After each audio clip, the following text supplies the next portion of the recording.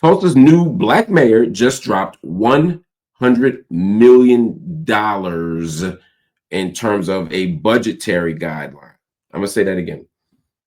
Tulsa's new black mayor just dropped a $100 million repair plan for descendants of the 1921 Tulsa Race Massacre. But guess what? The last two survivors, both of whom are 110 years old, still get $0 from the city. I'm going to say that again. $0 from the city.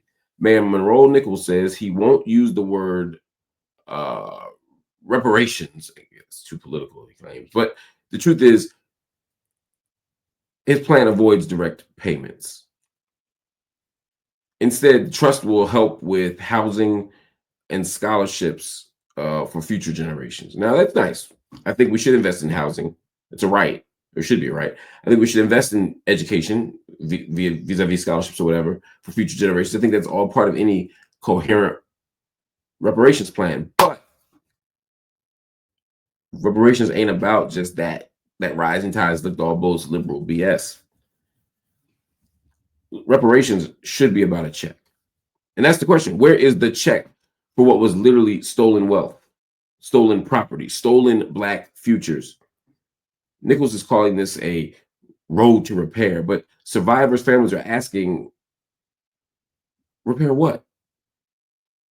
How can you repair something if you're not restoring the people who were harmed the most directly, if you're not restoring them to the extent of their loss?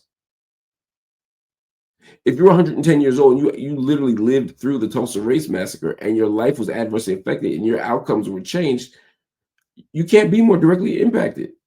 And if you ain't getting nothing and you die broke, when you were robbed of millions, tens of millions, if that's the case, then how can we call this any kind of reparations?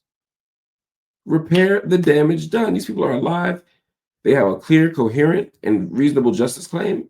Give them what they want. Unfortunately, according to critics, again, it's too little, too late. They think that this plan is too safe. And in light of the fact that the DEI backlash is so strong, I mean, there's questions of viability, there's questions about safety, all kinds of stuff. But the trust needs to raise $105 million by June of 2026. So they got 12 months to raise $105 million. I'm not sure that's going to happen either. But I hope that we continue to pay attention to the fact that the state would rather, and I mean the state in the abstract sense and in the state of Oklahoma, that the state would rather deny 210-year-old people their due than to go on the kind of legal record, set precedent for their culpability to American descendants of slavery.